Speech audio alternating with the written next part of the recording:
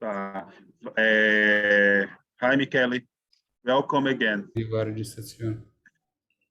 Então, pessoal, nós temos aqui Ornella hoje, que é a tradutora, certo? Ela vai fechar a câmera, a gente vai ficar só ouvindo a voz dela. E eu peço para Ornella também, por gentileza, sempre explicar para o nosso chefe, para ele dar um tempinho para você também poder traduzir para todo mundo no Brasil, certo? Pessoal, sejam todos muito bem-vindos aqui. Eu peço para todo mundo fechar todos os microfones, deixar só o do chefe e da Ornella ligados. E quando o chefe acabar da aula dele, a gente faz um passeio por todo o Brasil, nas cozinhas, aí, para a gente ver todas as cozinhas do Brasil após a aula, quando o Michele acabar de fazer as demonstrações.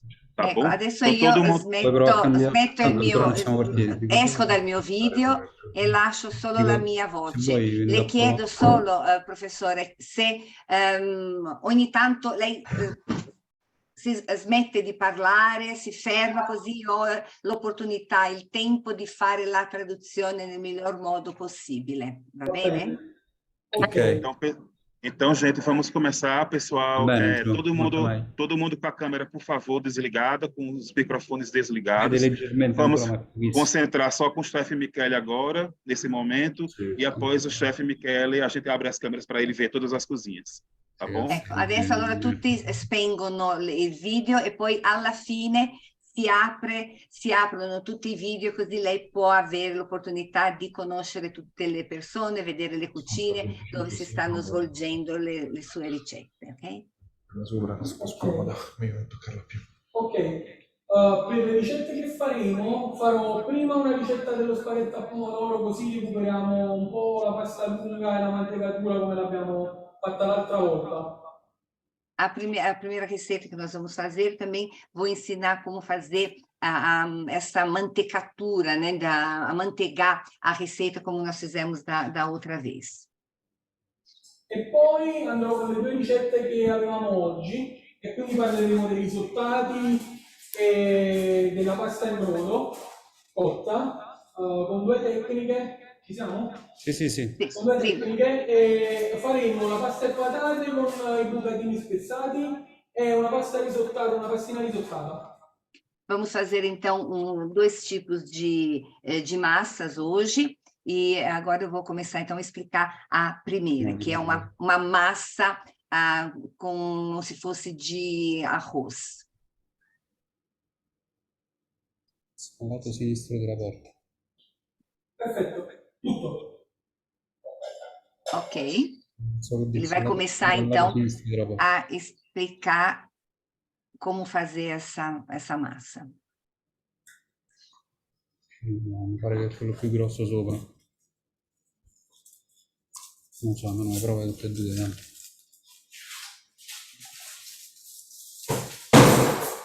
Como vocês estão vendo, ele está abrindo o pacote de macarrão.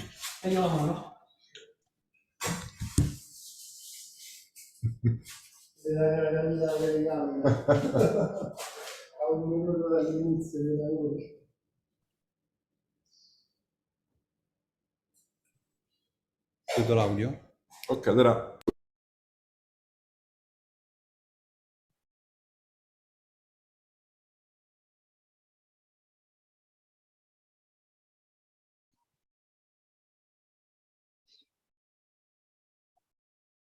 Il suo microfono è spento.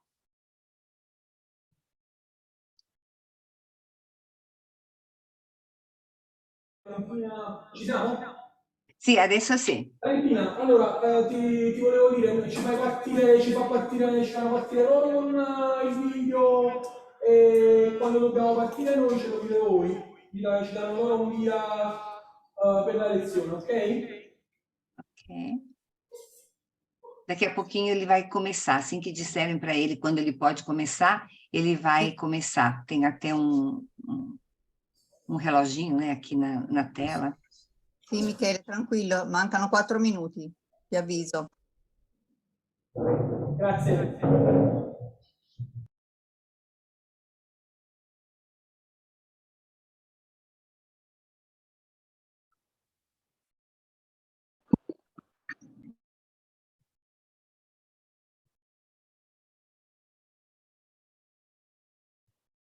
Só reforçando para o pessoal aqui das escolas, quem estiver nas cozinhas e puder mudar aí o nome ao invés do nome do professor, colocar o nome da escola para a gente ir identificando, seria legal, viu, pessoal?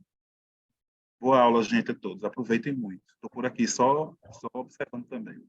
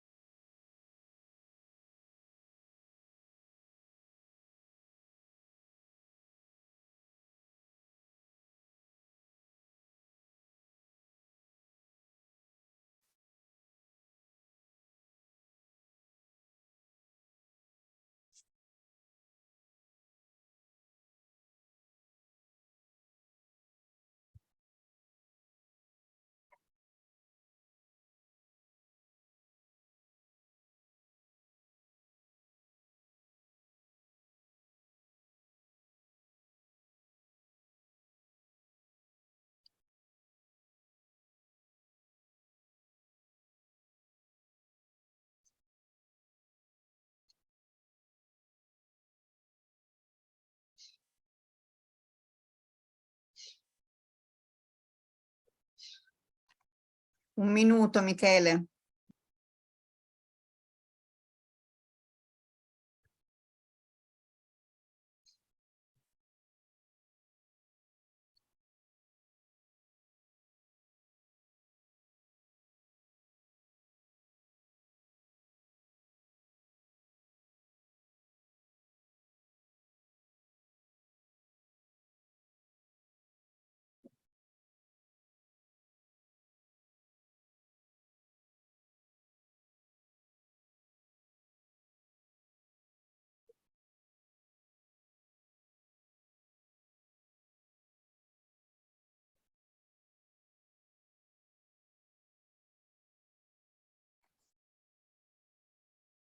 Andrea, l'orologio è ripartito. Tornato su 3 minuti. È normale? Andrea? André, o relógio Relógio voltou. voltou? É normal isso? Eu não estou com esse relógio, não sou eu que coloquei. Eu não sei de onde apareceu esse relógio. Bom, mas então agora podemos começar, certo?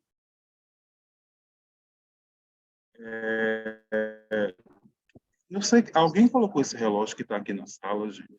Eu não sei quem colocou ele. Mas já dá 13 horas aqui para mim. Já Sim, deu, né? Já deu. Sim. Michele, possiamo cominciare?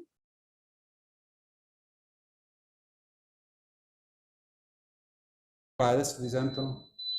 Michele, No, non ancora, per favore, un altro paio di minuti. Ok, Michele pediu 2 minutos. Adesso ti sentono? Valentina, mi senti? Ti sento, ti sento. Ok, mi servono un paio di minuti, per favore. Ok. Ele está pedindo 2 minutinhos.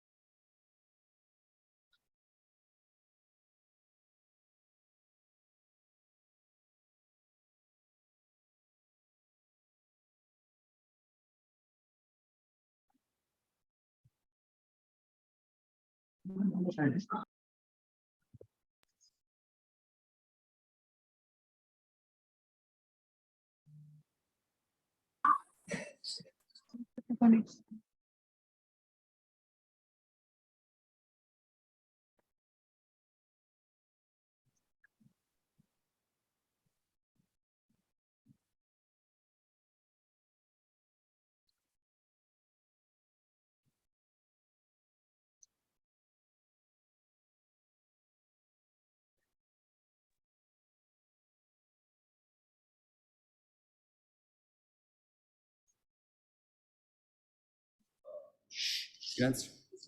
Online. Sei online.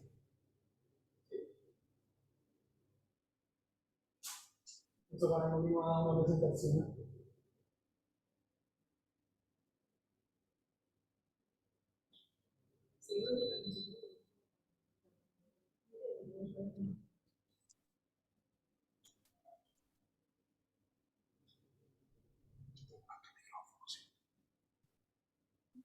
Sì, volendo sì. Aspetta, che so dove siamo venuti.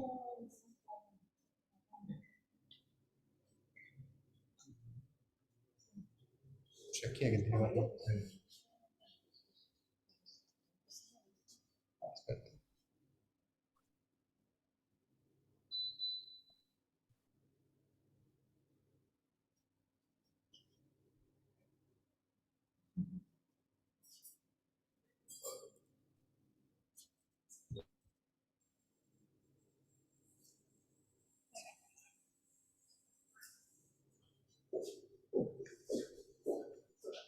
Iniziamo?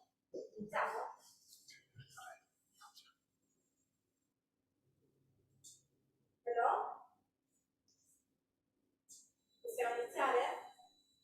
Sì. Buonasera a tutti. Oggi siamo in una speciale location, siamo all'interno del pasticcio Garofalo, il nostro amato chef Michele Del Blasio ci ha concesso questa speciale occasione di venire da noi e quindi di essere nostro ospite. Io volevo solo farvi un saluto e augurarvi buona lezione a tutti quanti, un abbraccio a tutti da Garofalo.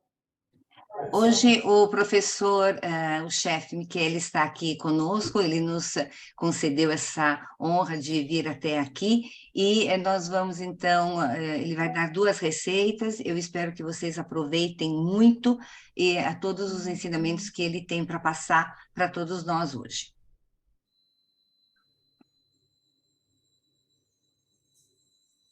Possiamo cominciare? Sì? Ok, allora innanzitutto buongiorno e grazie della vostra presenza.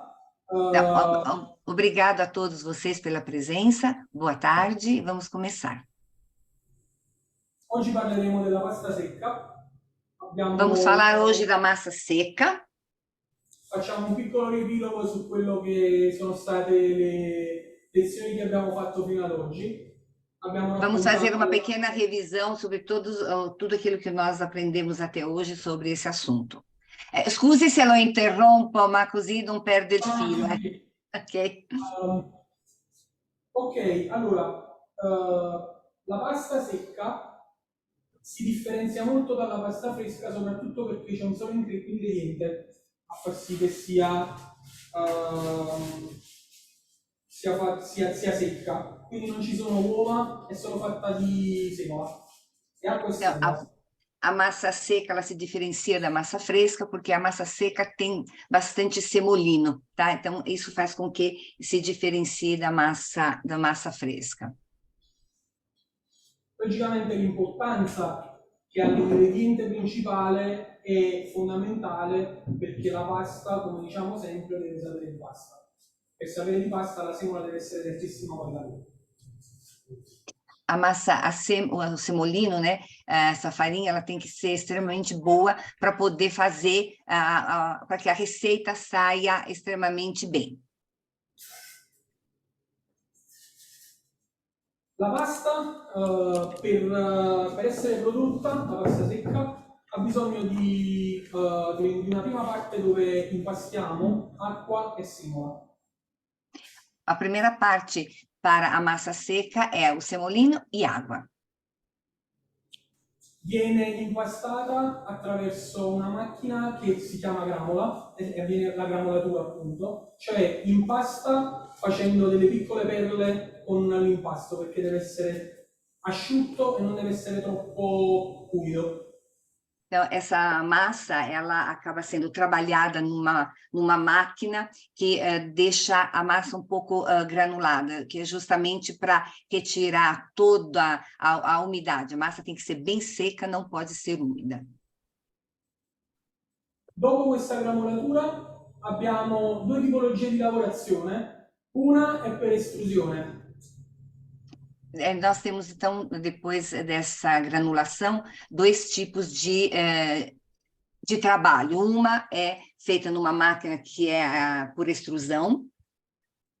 Estrusione è praticamente la pressione meccanica dell'impasto attraverso delle trafile dove avviene poi la forma finale della pasta. Então, a pressão nessa máquina de extrusão é feita através de um processo que se chama trefila, a trefilação, que acaba dando o formato, a forma correta da massa no final. L'altra parte invece è una laminazione. La laminazione è l'impasto che viene man mano degradato di spessore fino a che non venga poi trafilato. Então, a segunda parte é uma laminação, que a massa é trabalhada para que ela seja muito fininha até chegar no ponto para ser trefilada.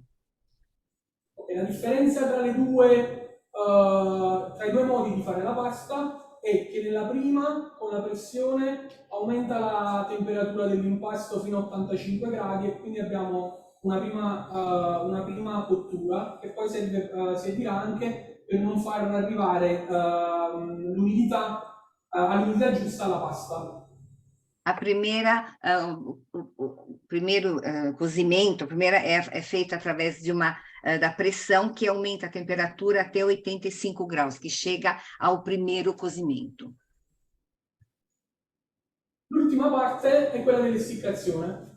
Prima l'essiccazione avveniva in queste strade dove la corrente che arrivava dal mare e la corrente che poi partiva dalla montagna asciugava questa pasta che era messa fuori alla strada. Então, a segunda parte é a secagem dessa massa, que antigamente era que era trazida pelo vento do mar e pelo vento da montanha, que acabava secando essa massa até o ponto correto. Oggi invece questo avviene attraverso l'essiccatore. Então, hoje esse processo é realizado através dessa máquina de secagem. Che porta praticamente all'umidità che per legge deve essere fatta in Italia e l'essiccazione quindi sarà quella che per legge deve essere con quell'umidità massima.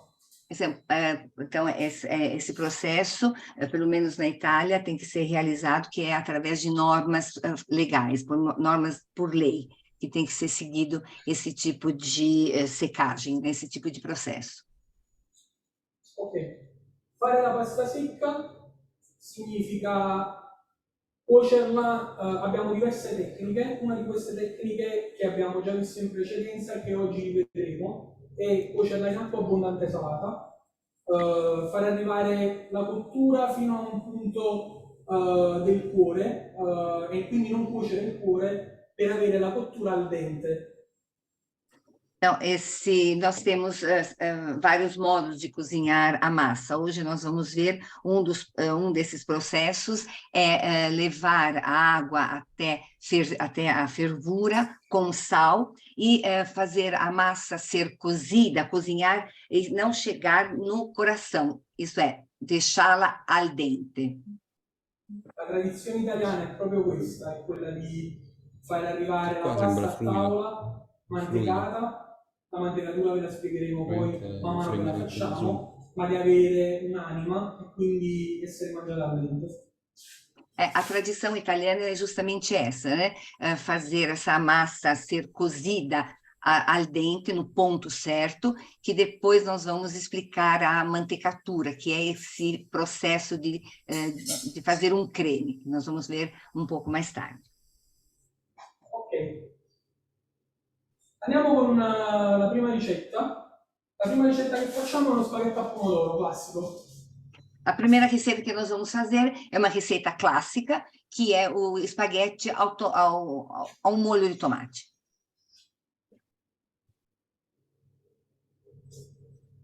Innanzitutto la quantità di acqua. La quantità di acqua deve essere abbondante. Di solito per ogni litro di acqua si utilizzano 7 grammi di sale, 100 grammi di pasta, di solito si dice 100 grammi di pasta, un litro di acqua, 10 di sale, ma la proporzione è sbagliata perché più l'acqua è abbondante, meglio cuocerà la pasta. Para fazer cozinhar a massa, nós precisamos de bastante água. Normalmente é 1 litro de água para 100 gramas de massa e 7 gramas de sal. Mas quanto mais água tiver, melhor.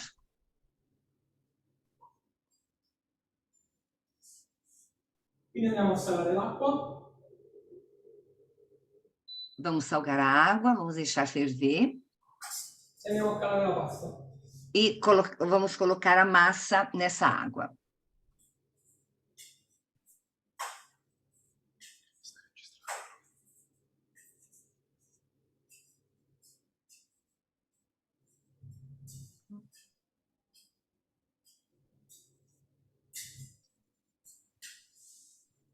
Che cosa significa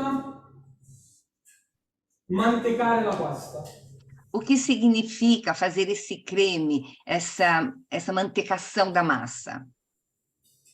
La pasta è mantecata quando l'amido si attacca di nuovo sulla pasta. La pasta dopo il 70% di cottura in acqua scarica amido che poi si riattaccherà sulla pasta. Noi dobbiamo essere bravi tra liquido e amido di farlo di nuovo attaccare sulla pasta. Então, é quando o amido ele se destaca da massa e depois ele volta a se grudar na massa. Então, esse processo é que chama mantecatura em italiano. Per farvi capire questo processo, in una padella vado a farlo prima, a mantecare prima in bianco, prima di mantecare la pasta con il pomodoro.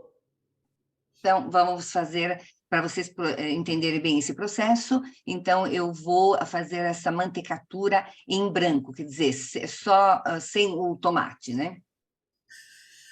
Quindi nel processo aggiungiamo olio extravergine di oliva, aglio e acqua di cottura, semplicemente. Então, nesse processo, nós vamos colocar o azeite extra virgem e um pouco de alho e um pouquinho da água de cozimento. La mantecatura in bianco la facciamo solamente per farvi vedere che cosa si deve creare intorno ad ogni singolo pezzo di pasta per essere mantecato bene. Então, Una volta aqui fatto questo lo possiamo fare anche subito in rosso.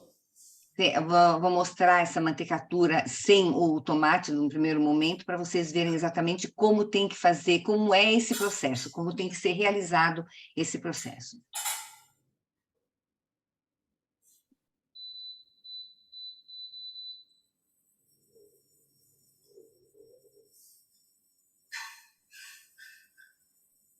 Il grasso che andiamo a mantecare e che andiamo a utilizzare durante la cottura non deve essere mai tanto, perché la giusta proporzione tra liquido e grasso deve essere sempre calibrata. Il grasso deve essere molto più basso del liquido. Então, nós vamos agora fazer essa mantecatura e o líquido entre a gordura e a água tem que ser bem equilibrada. A gordura tem que ser sempre muito menor, né? A menor quantidade do que a água. Questo perché se abbiamo troppo grasso uscirà fuori durante la cottura e la pasta non sarà ricoperta di amido ma di grasso. Se tivermos muita gordura, não serve, a massa não vai sair no ponto certo.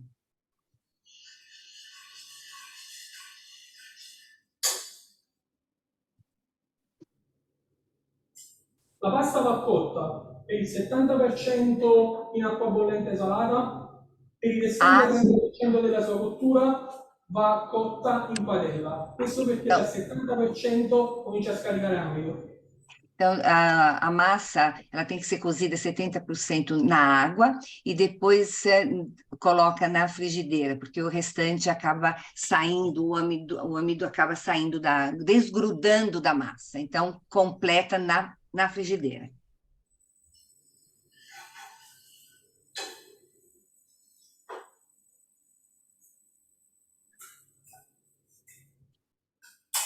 Perché cuociamo il 70% in acqua e non di meno? Perché Porque nós cozinhamos 70% na água e não menos do que essa porcentagem? Perché la pasta o alcuni tipi di pasta con una sezione un po' più larga, quando li cuociamo con troppo poco liquido, diventano gommosi. Então, porque se nós cozinharmos muitos tipos de massa, eles não funcionam, não cozinham bem nesse processo, usando menos de 70%.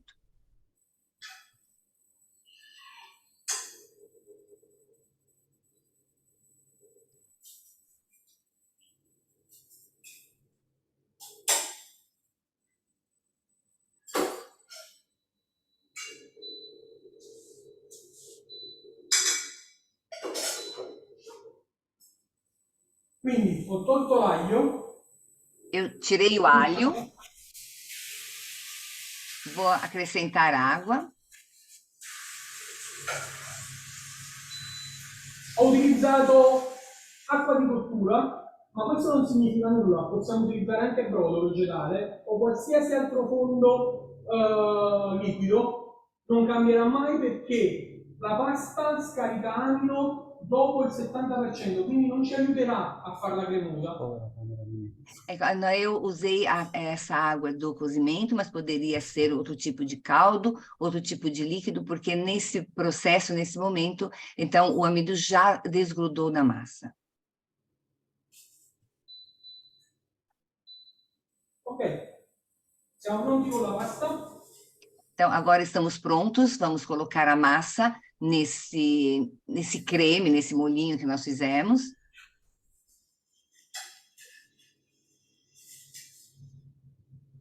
Adesso cominciamo ad avviare quel processo che ci permette di scaricare amido alla pasta. Vamos então mexer, deixar queimar um pouquinho para poder descarregar esse amido da massa. Ci sono due modi per stressare la pasta per far sì che esca amido. Tem duas maneiras de trabalhar a massa. La prima è semplicemente muoverla. Assim, o primeiro processo, o primeiro passo, então, é mexer a massa. La seconda è saltarla perché così ingloba anche aria. Então, aqui, o segundo processo é fazer saltear um pouco, né, dentro da panela, porque assim incorpora também ar. La cosa fondamentale è che noi quando lavoriamo la pasta dobbiamo lavorarla con poco brodo e non tanto brodo perché dobbiamo gestire gli amidi e dobbiamo farli scaricare in poco liquido. Então, tem que usar pouco líquido, porque para não ter amido demais, para não ser muito líquido. Tem que descarregar esse amido na massa. Então, tem que ter pouco líquido e trabalhá-la dessa forma como ele fez, de fazer saltear a massa na panela.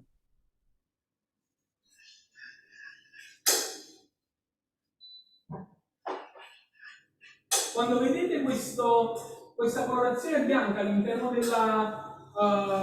del sugo è perché sta cominciando a scaricare gli amidi. Quando vocês virem que tem esse líquido branco no meio da massa, é porque está começando a descarregar o amido, tá?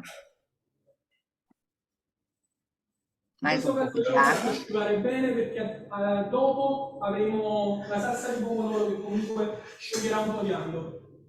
E depois vamos colocar a massa o tomate. Vamos misturar o tomate.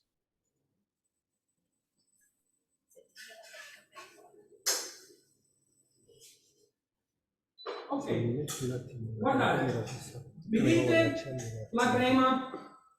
Dá para vocês verem o creme branquinho no fundo da panela, da frigideira?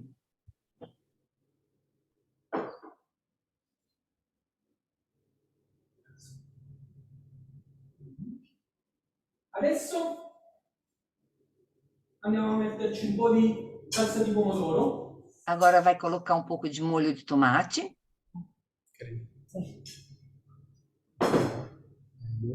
Sì, sta bene, fame. Mistura bem. Vedete la differenza? Si colora di rosso, ma c'è quella colorazione di bianco che è l'amido che scarica la pasta. Vocês veem, agora está mudando a cor. Está ficando vermelho, mas mesmo assim tem um fundo branco, que é o amido que foi descarregado. Que foi solto do macarrão, da massa. Il sugo deve essere attaccato alla pasta, non devono essere due corpi separati. O molho de tomate não pode ser dois corpos separados da massa. A massa e o molho, ele tem que incorporar bem na massa, tem que grudar bem na massa. Vedete, siamo pronti. Vedete quando giro la pasta? Vocês veem quando ele gira a massa, ele vira a massa. Aggiungiamo un po' di olio crudo. Então, vai colocar um pouquinho de azeite cru. E cerchiamo di creare le microbolle per la pasta. E procura, então, criar microbolhas na massa. Vedete? Vado.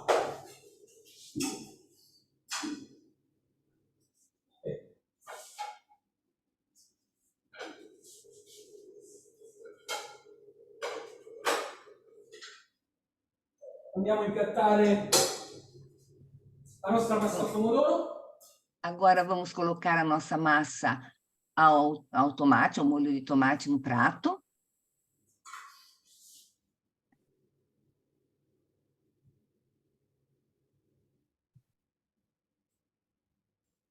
Vedete che lucentezza la pasta. Vocês podem ver o brilho que a massa adquire.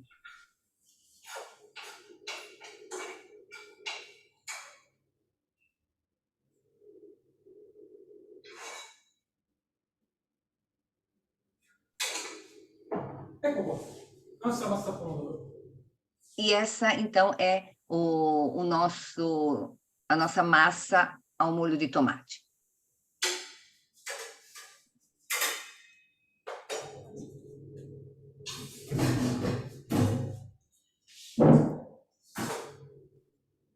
Ok.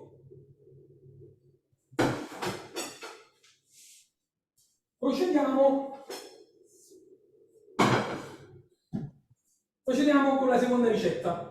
Então, vamos agora fazer a segunda receita da nossa massa de hoje. Ecco, la prima cosa da fare è confezionare un brodo vegetale. Então, a primeira coisa a fazer é fazer um caldo vegetal. Questo perché con la pasta che faremo adesso sarà un risottato, cioè sarà fatta a mo' di risotto. Então, com a massa que nós vamos fazer agora, é uma massa como se fosse um risoto, como se fosse arroz. Então, precisa desse caldo vegetal. Abbiamo cercato di portarvi due esempi che sono completamente diversi tra di loro, anche se la pasta è cotta direttamente nel brodo. Então, nós vamos mostrar dois tipos de cozimento, dois tipos de massa. Partiamo con la prima. Vamos fazer a primeira receita, o primeiro tipo de massa.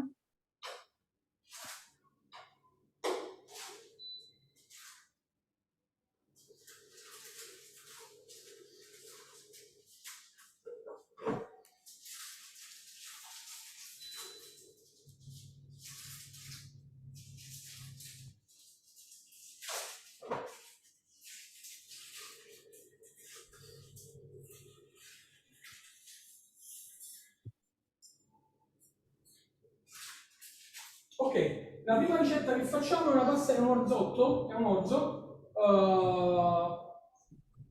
ecco qua. A primeira massa que nós vamos fazer é essa massa de cevada. E lo facciamo a modo di risotto. E vamos fazer como se fosse um risoto, como se fosse arroz. Quindi la prima cosa che facciamo, in questo caso non c'è brillatura come riso, però abbiamo una cosa fondamentale, deve partire la pasta da caldo, altrimenti diventa gommosa. Então, aí vamos fazer essa massa partindo do quente, porque senão ela fica emborrachada. Desculpe só acrescentar uma coisa. Scusa, Michele. A massa que está sendo usada agora, o nome dela em italiano é orzo. Porém, que é cevada em português, eu não sei como dizer exatamente. Sim. Não, tá correto, Ornella. É que a tradução literal, realmente, em português, é cevada. Porém, não tem nada a ver com a cevada. Com a cerveja. É só a forma do grão que parece da cevada. Mas, na verdade, não tem nada a ver com a cevada. É só o nome. Ele pegou o nome da cevada, mas não tem nada a ver. Mas é massa mesmo. É massa mesmo, de trigo duro, como qualquer outra massa, como o espaguete que ele acabou de fazer, tá? Obrigada. Vado? Sì, prego. Vai pure. Pasta calda, vedete? Não. A massa agora está quente e ele vai colocar, então ele vai acrescentar, adicionar o caldo. Vedete, in questo caso, questa tecnica che utilizziamo fa sì che il brodo aggiunto alla pasta calda faccia subito uscire fuori rapido. Esse processo de juntar o caldo na massa que está quente vai fazer com que o amido ele solte imediatamente.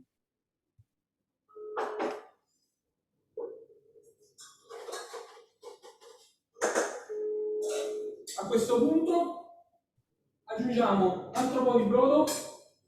Nessa hora vamos então acrescentar mais um pouquinho de caldo.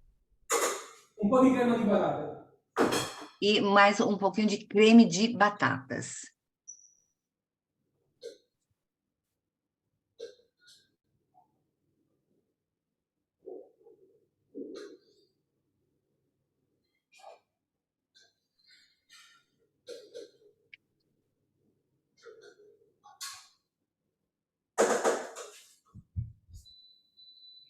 Ok, la crema di patate l'abbiamo fatta cuocendo le patate nel latte con un po' di burro. O creme de batatas, então, a batata foi cozida com leite e um pouquinho de manteiga.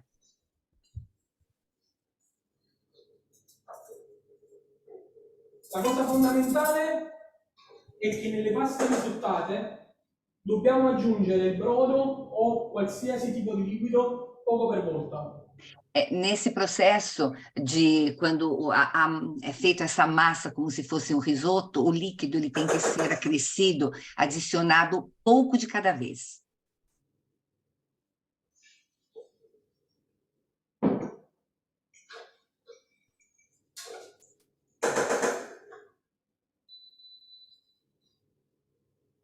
Man mano che si asciuga aggiungiamo un po' di brodo. Vamos acrescentar um pouco de caldo, ao passo que quando estiver secando, então nós acrescentamos um pouco de caldo.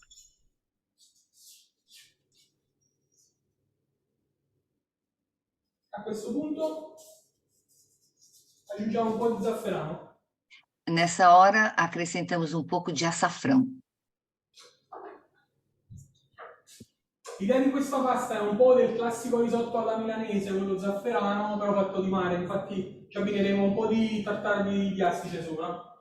Esse tipo de massa lembra muito o risoto à milanesa, que é colocado, que se usa com açafrão, que é feito com açafrão. Essendo un risotto di mare, lo abbiamo abbinato con la colatura di alici, che è un prodotto tipico del sud Italia, che potete sostituirlo con il sale, ma è una salatura particolare perché sa di mare. Sendo um risoto de mar, então nós vamos, marítimo, né, típico do sul da Itália, nós vamos colocar um pouco de molho de um líquido de alite, de anchovas.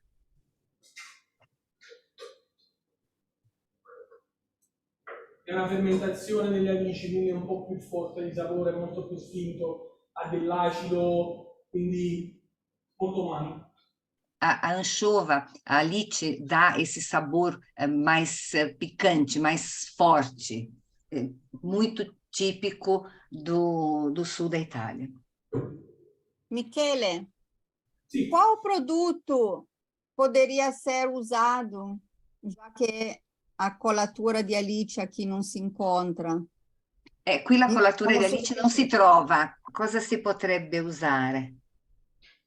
Cosa si potrebbe usare? Beh, è difficile dirlo perché essendo una fermentazione, le fermentazioni già di per sé cambiano sempre. Cioè, qualsiasi fermentazione è un'anima, è qualcosa che è vivo. Quindi il sapore cambia, anche da colatura a colatura, cambia sempre. É muito difícil dizer porque esse tipo de colatura, que é um líquido que escorre das anchovas, é muito difícil de dizer o que poderia substituir, porque mesmo usando esses líquidos, às vezes de marca de líquido para líquido, muda um pouco o sabor. Però diciamo che noi lo sostituiamo al sale. Infatti qua in questo piatto sale non ce n'è tranne la colatura. Logicamente lo possiamo sostituire al sale. Poderia colocar o sal, porque na verdade nesse prato não há sal, porque justamente a anchova já é salgada e que vai dar esse sabor salgado ao prato.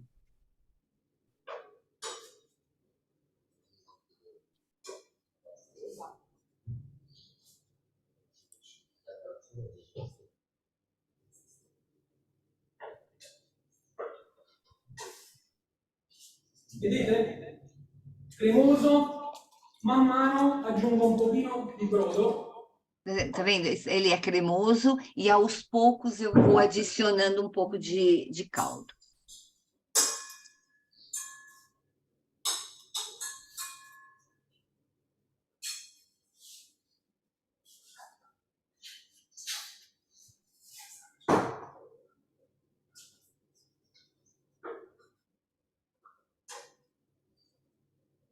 E ancora andiamo ad aggiungere un po' di brodo.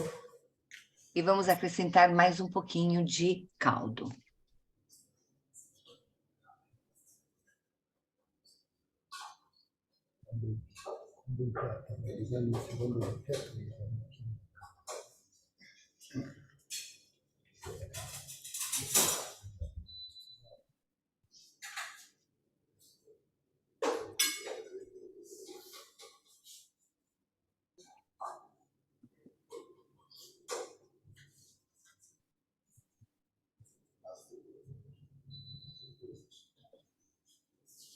Ecco, siamo quasi a fine cottura.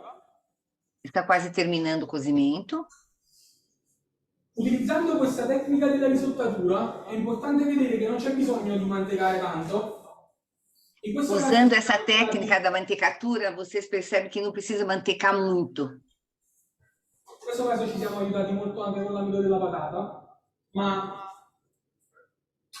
diciamo che cuocendo con la risottatura abbiamo tutti gli amidi che scaricano direttamente dentro il brodo. Ecco perché vi dico che con questo tipo di tecnica si deve mettere pochissimo brodo per volta in modo tale che gli amidi li possiamo gestire.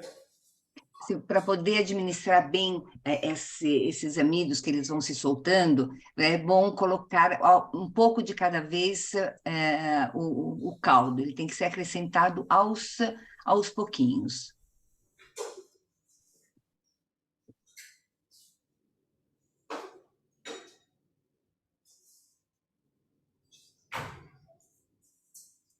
utilizzare i grassi. Per una pasta risottata potremmo utilizzare il burro. Nós poderíamos usar a manteiga nesse processo. Nel riso si utilizza il burro anche per dividerlo, no? E per farlo cremoso dalla parte, diciamo, del picco. No arroz, nós usamos, no risoto, usa-se a manteiga, que é também para separar o arroz, para deixá-lo mais solto, aliás, mais compacto, né? Nesse caso aqui, ele acho que vai usar o azeite. La cosa fantastica della pasta è che avendo l'amido, noi abbiamo già il chicco separato, quindi possiamo utilizzare anche dell'olio extravergine. Então, o bom da massa é que ele já tem um amido separado, então dá para usar o azeite extra virgem de oliva.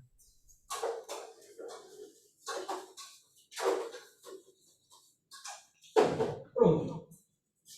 E o nosso prato está pronto.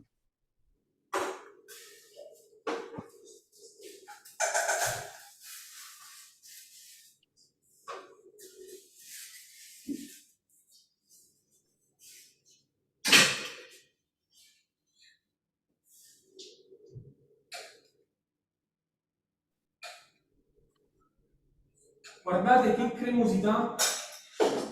Vejam vocês a cremosidade desse prato.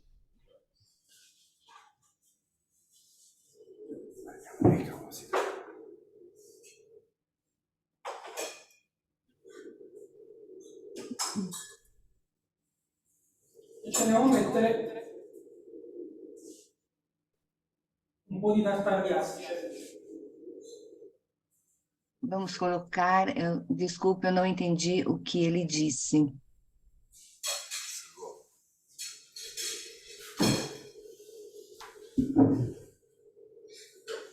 Signori? Ecco, scusi Michele, scusi, non ho capito cosa ha messo sopra il risotto. Sopra il risotto abbiamo una tartar di astice. L'agosta, Ornella. Ah. Lobster. Ok, grazie.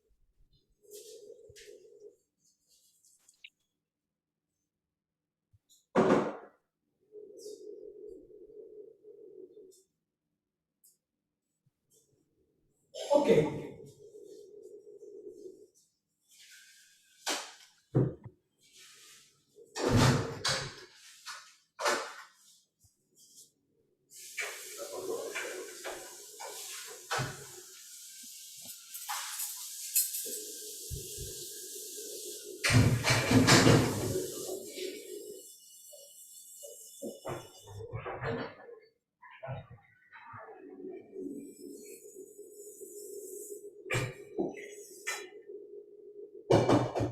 Terza ricetta.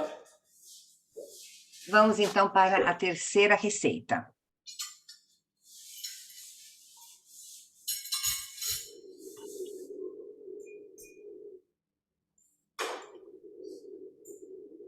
Facciamo una pasta e patate. La pasta e patate tradizionale non è proprio una risottatura, ma è una cottura in brodo, che è un po' differente. Vamos fazer então agora massa e macarrão e batata, que não é bem uma mantecatura, uma risottatura, mas também um processo que é feito com caldo.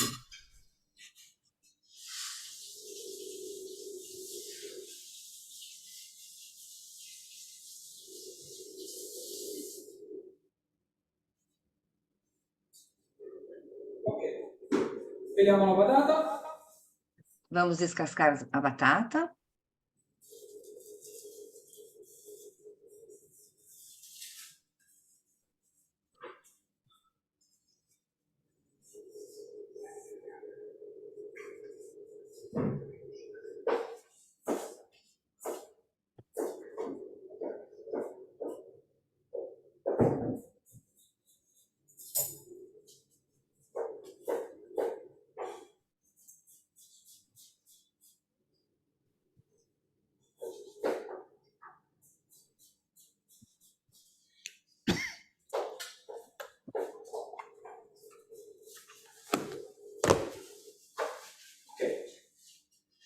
Andiamo a fare un fondo con un poco d'olio. Vamos usar um pouquinho de azeite.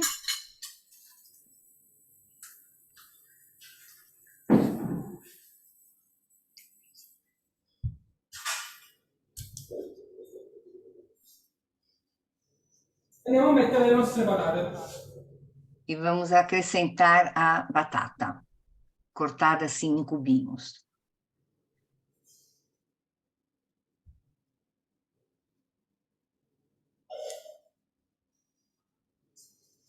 La pasta e patate da noi è una tradizione che deve essere raccontata, non è quasi una ricetta che racconta una storia.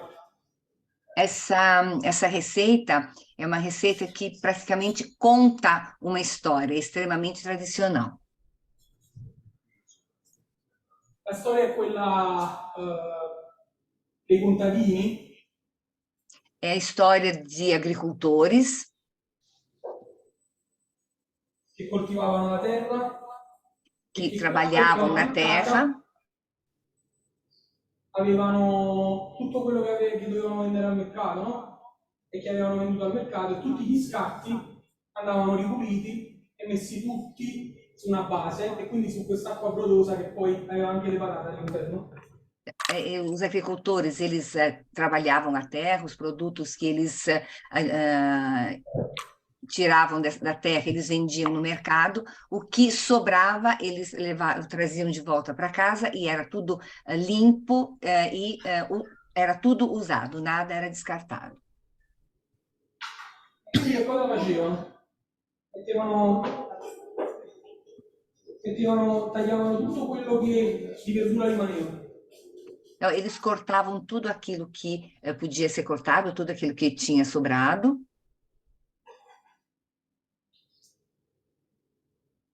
Logicamente i contadini non avevano solo verdure, ma avendo anche animali, avevano anche un po' di grasso, no? Os agricultores, eles não tinham somente as verduras, mas eles tinham os animais também, portanto, tinha também um pouco de gordura. Ci mettevano le parti meno nobili. E eles usavam, assim, essas partes de gordura para fazer esse fundo, né? Essa base do prato. Le parti meno nobili andavano sia di maiale che di formaggio con la buccia. Então, eles usavam as partes menos nobres, tanto os da carne do porco, quanto também de queijos, que eles usavam, inclusive, com a casca.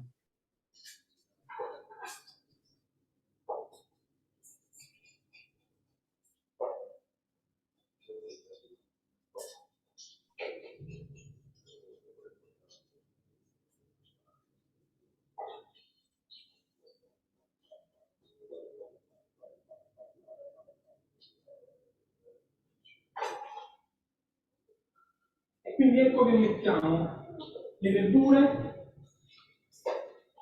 Coloca as verduras. E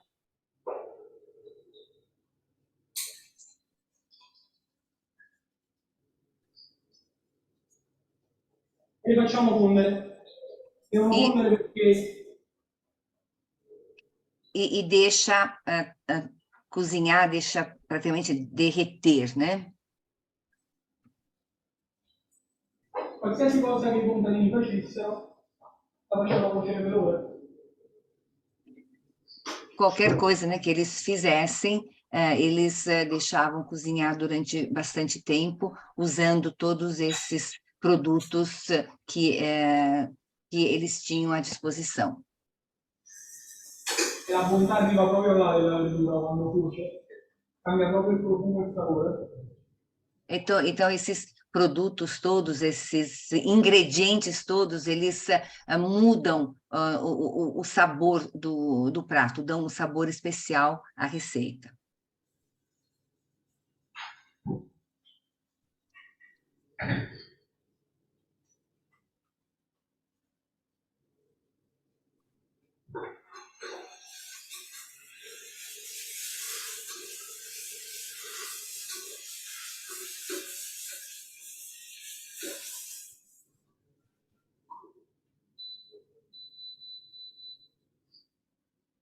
Mentre questo cuoce, abbiamo la parte fondamentale, quella della pasta. Enquanto essa outra parte estiver cozinhando, nós temos então a parte fundamental, que é a parte da massa. In questo caso la storia vuole che le persone, i contadini, prima la pasta non veniva venduta in confezioni, ma scusa. A história conta, né, que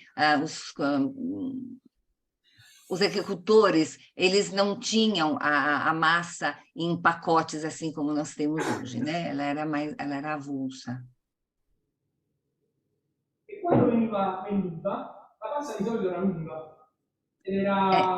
C'erano, per esempio, per la pasta lunga, c'erano gli archetti dove veniva, diciamo, appesa la pasta, quelli dai pastifici.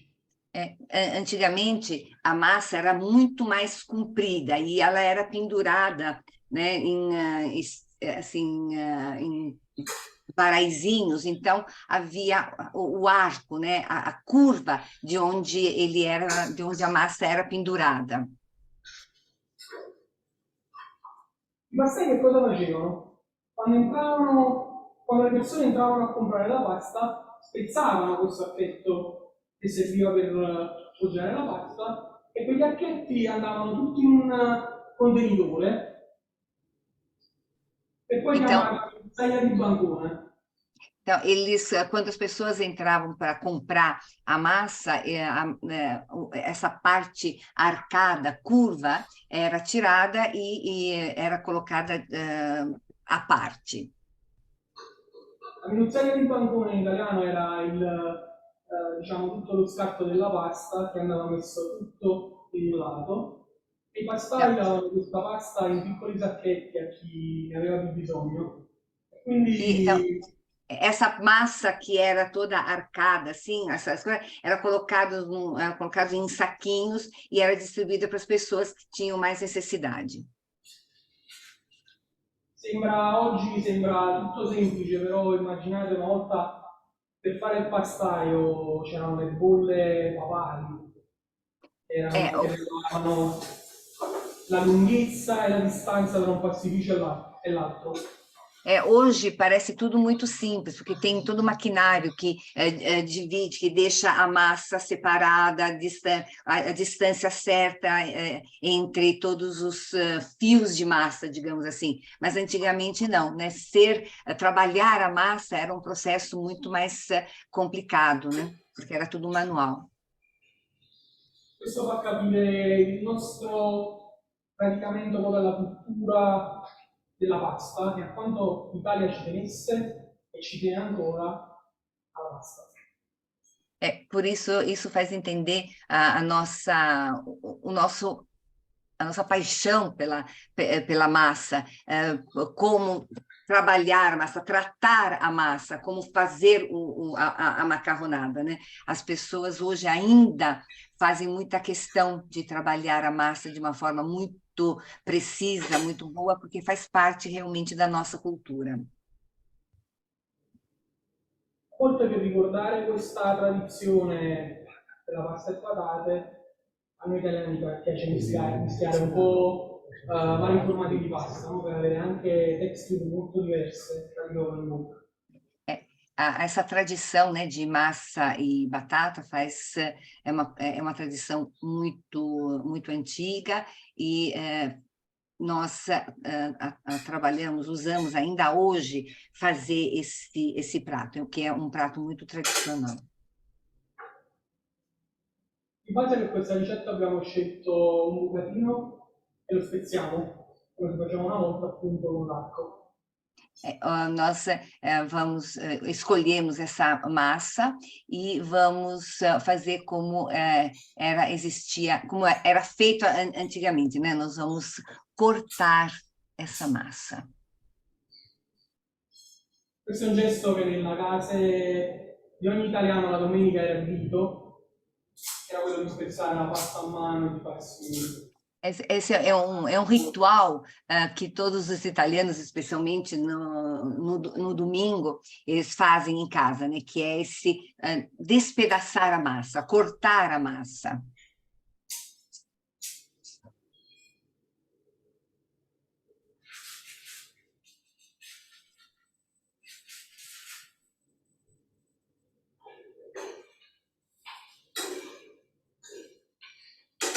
Le patate le facciamo cuocere prima in padella perché facciamo attaccare un po' le proteine dell'amido della patata per due motivazioni. Nós fazemos, então, primeiro cozinhamos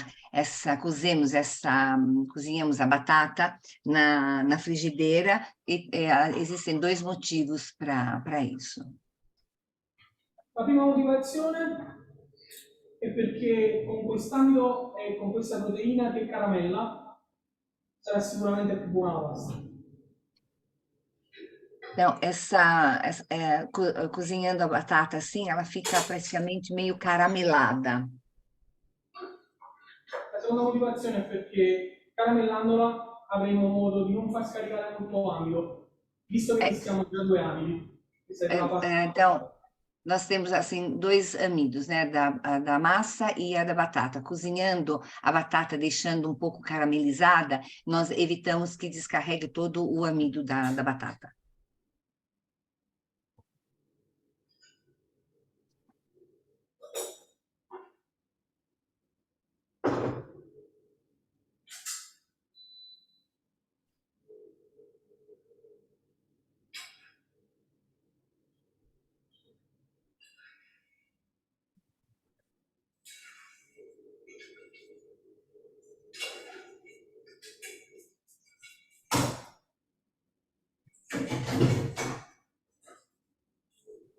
Scovate le patate. Então, separamos as batatas.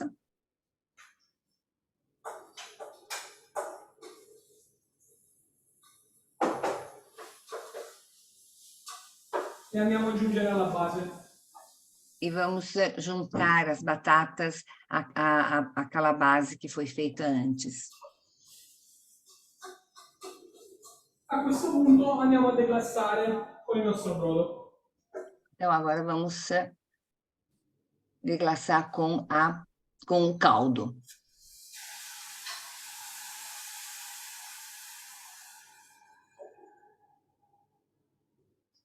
Stasera metto dentro lo sgraziatore.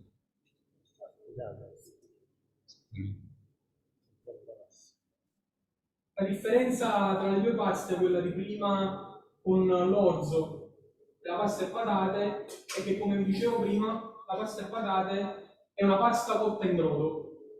A diferença em relação àquela que nós fizemos antes é que essa é uma massa que é cozida no caldo. Quindi noi non mettiamo più poco brodo per volta per far scaricare l'amido, ma mettiamo tanto brodo per cercare di per mettere tutta la pasta dentro. Assim, não fazemos mais como antes, que acrescentávamos o caldo um pouco de cada vez. Vamos colocar a massa toda de uma vez agora.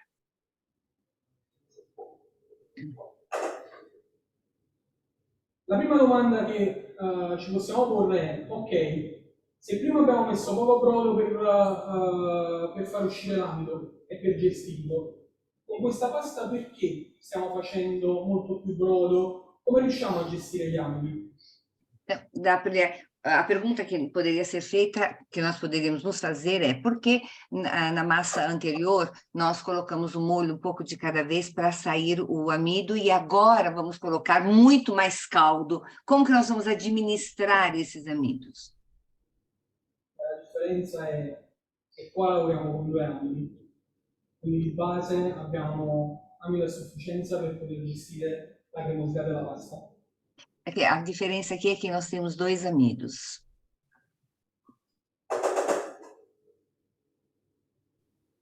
Quando bolle, quando estiver fervendo, colocamos a massa nessa mistura.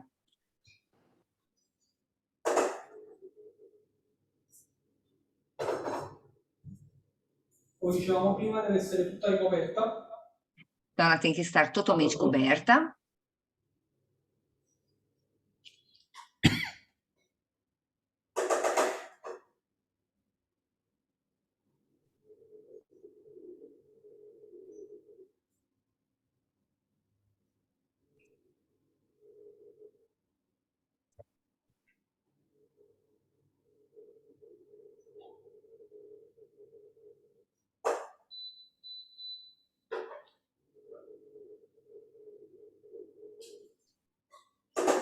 In questo caso la mantecatura, l'unico modo per stressarla è girare. Assim, o processo para esse tipo de mantecatura, né, podemos dizer assim mesmo em português, é virá-la, é misturar.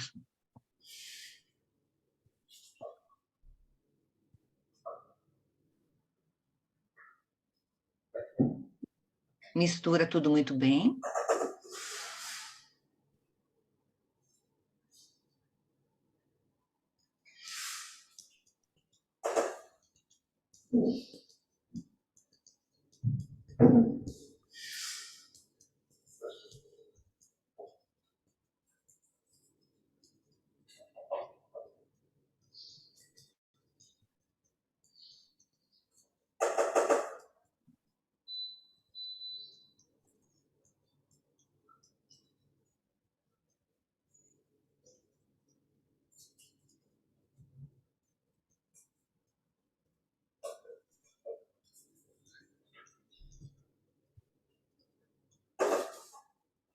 In questo caso il brodo deve sempre essere al di sopra della pasta fino a quando non arriviamo più o meno all'80% della cottura, dopodiché cominciamo a stressare di nuovo come se fosse la pasta mantecata.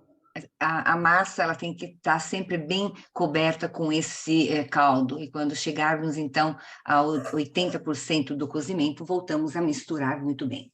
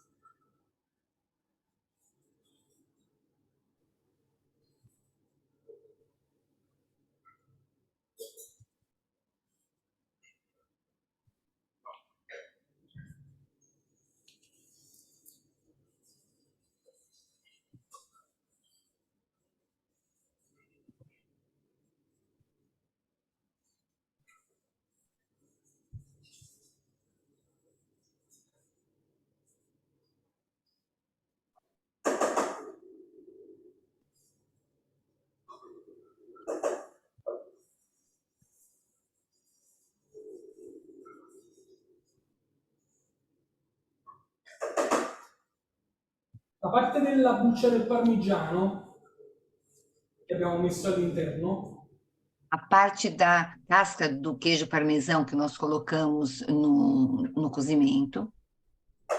cosa avete mai visto le bottiglie con la tequila col verme, no? Il verme va sempre la persona più importante della serata. Bene, nella tradizione napoletana, nella pasta e patate, la buccia di parmigiano è la persona più importante della tavola.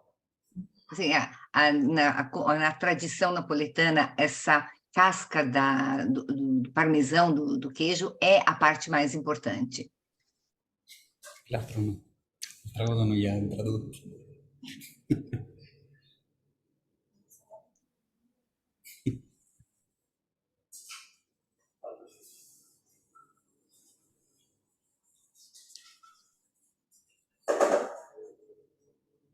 Una delle tecniche che può essere utilizzata per esempio con queste tipologie di pasta qua è riutilizzarla, cioè nella tradizione della pasta italiana viene ripassata in padella oppure fritta. Isso pode, na tradição italiana da massa, essa massa ela pode ser reutilizada, ela pode ser, inclusive, frita. Questo è perché riusciamo a pensare la pasta a molte più forme e a molte più consistenze. a massa ela pode ter muito mais formas e muito mais consistências. Nel caso per esempio della frittata di pasta, una volta fatta pronta la pasta, la facciamo, la mettiamo in un contenitore e la mettiamo a raffreddare.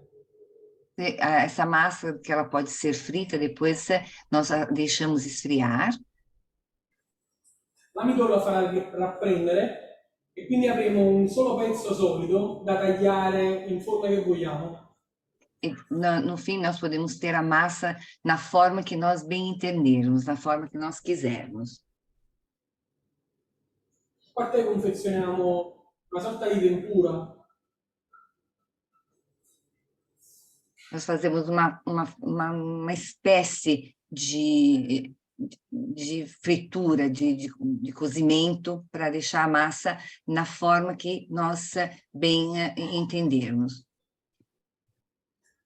E questo cubettino di pasta andrà intrincolato in questa piccola pannulla di acqua e farina.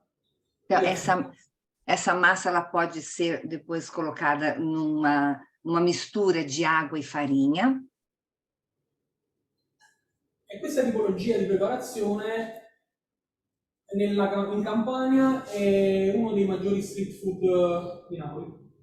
Esse tipo de massa feita desse jeito é uma forma muito comum na região da Campanha como street food. Vedete come stressando la pasta e con gli amidi e la patata che sta cominciando a rompersi? Vocês veem que misturando desse jeito essa massa, os amidos eles começam a se separar e como ela fica consistente. Vocês podem reparar como ela fica cremosa. Siamo quasi pronti. O prato está quase pronto, tá? Mais pouco de caldo. Come vi dicevo prima, quando siamo quasi pronti, cominciamo a mettere il brodo poco per volta. Questo per gestire la cremosità della pasta e l'amido. Assim, como eu disse antes, quando a massa está quase pronta, o prato está quase pronto, nós vamos colocar, então, o caldo um pouquinho de cada vez, que é para poder, um pouco de cada vez, para poder administrar todos esses amidos.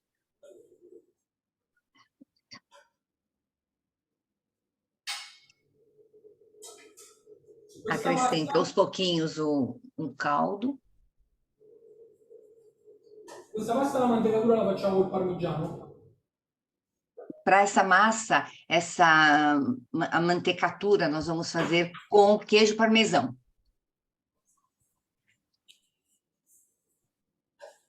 Avendo un punto di ebollizione molto alto, il parmigiano lo metteremo quando si è cominciata a rapprendere la pasta e a rasselare un po' e quindi a scendere a calare di temperatura.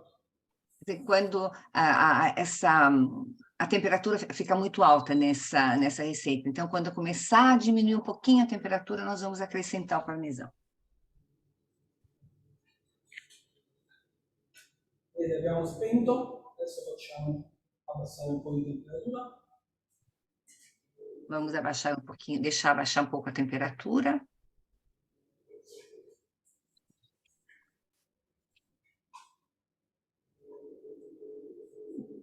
Un po' di olio. Acrescentar um pouquinho de azeite.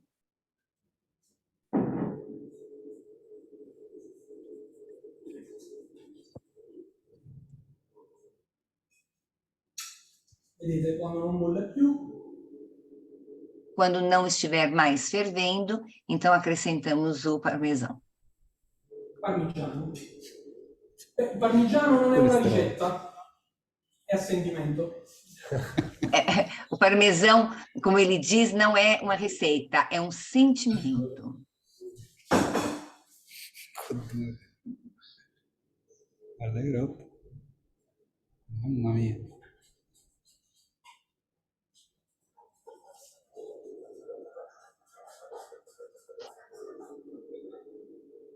Sento l'odore qui dal Brasile.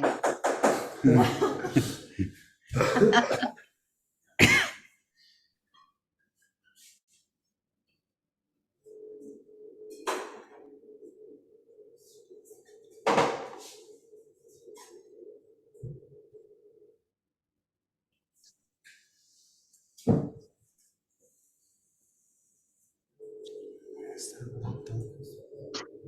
buono, è buono, è buono.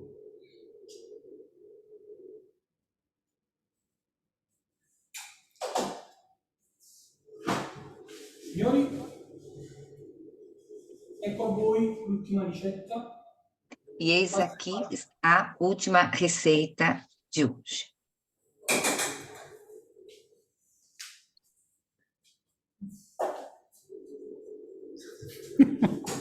Immagino che deve stare una delizia. Michele, ci fai morire di invidia. Sì. Io vi ringrazio dell'attenzione che ci avete dato oggi. Agradeço a atenção que vocês dispensaram hoje. Spero che vi abbiamo fatto entrare un po' nel mondo della pasta secca. Espero ter feito vocês entrarem um pouco nesse mundo da massa seca.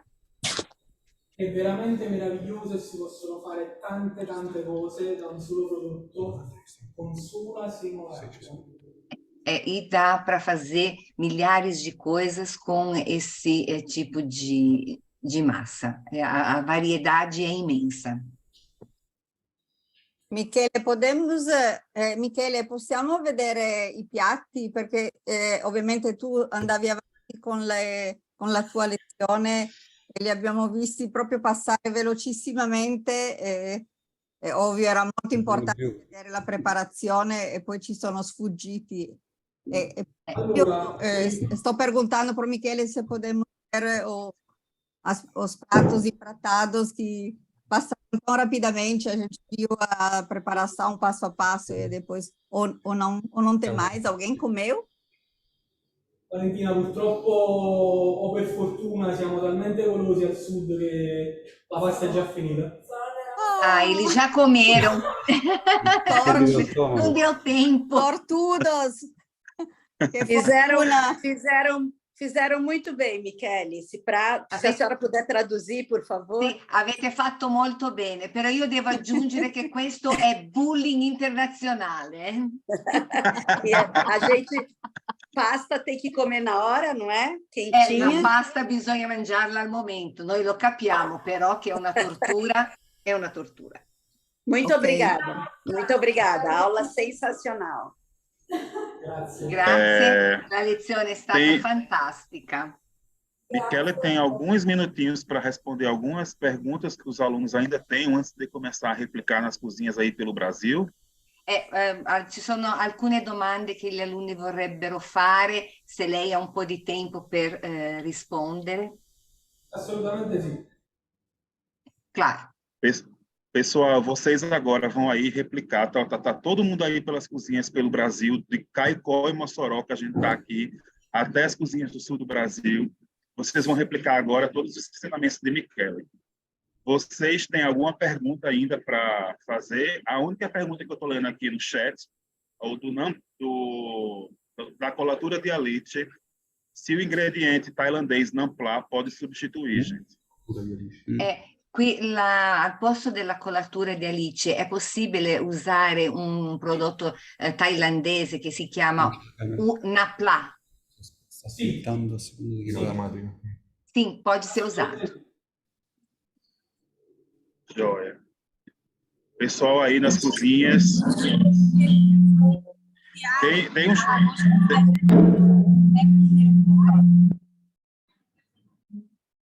Pessoal aí das cozinhas, se puderem dar só um oi para a Michele, assim, de todas as cozinhas aí do Brasil, podem abrir as câmeras agora.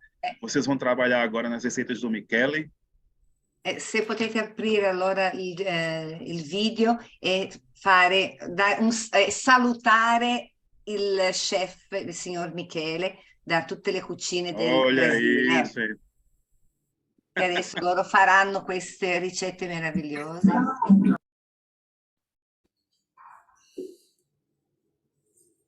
Muito bem, pessoal. Joia, olha que maravilha. Pessoal de João Pessoa, professor Pedro, estou vendo ali. Professor Pablo, lá em Caicó, professor Pablo. Olha o pessoal de Caicó. Eita, gente boa.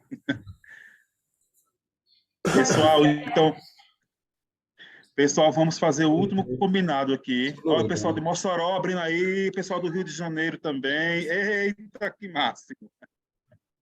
Muito bem. Grazie, meraviglioso. Gente, vamos só combinar uma última coisa. Todo mundo aqui vai fazer os pratos de Michele agora, vai finalizar, vai colocar lá no grupo do WhatsApp de Cozinha Internacional. Eu vou mandar todos para a Michele ver, tá? Ecco, lui sta chiedendo a tutti che facciano, che preparino queste ricette, poi faranno le fotografie e gliele manderanno, gliele invieranno via WhatsApp. Grazie.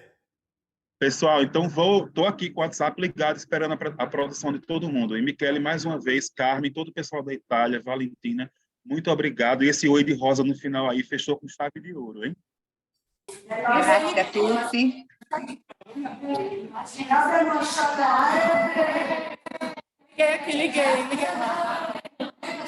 Olha, o pessoal de Mossoró apareceu agora também.